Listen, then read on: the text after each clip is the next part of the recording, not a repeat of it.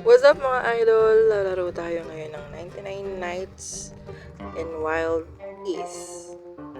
Ngayon ko lang siya nakita. Mukhang bago lang din siya na server sa Roblox. Kita natin para siyang nasa desert.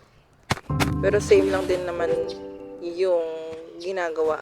Putol-putol ng puno, maglulot ng mga chest sa 99 Nights. Pero syempre medyo nakakapanibago nga dahil lalo na yung background, masasanay tayo sa color green ang nakikita.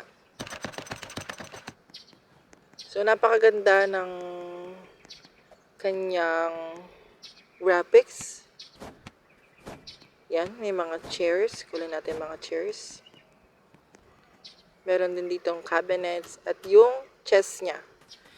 Well, I'm excited kung anong itsura ng golden chest. Oh, meron ditong tomato soup. Kasi pala ang kanila, yung palang food dito, tomato soup. Dali na natin to para makapag-craft na tayo.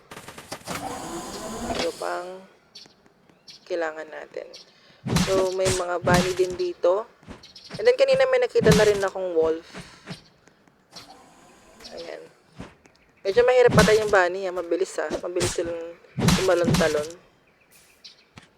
Meron din ditong wolf pelt. Meron din ditong bunny foot. And then, yung mga chest dito malalapit lang. Ayun, may wolf pelt doon. Meron din ditong good axe. So, curious ako kung ano itsura ng strong axe dito. Buksan natin to. Hindi ko na tinignan yan guys kasi meron dito big bag.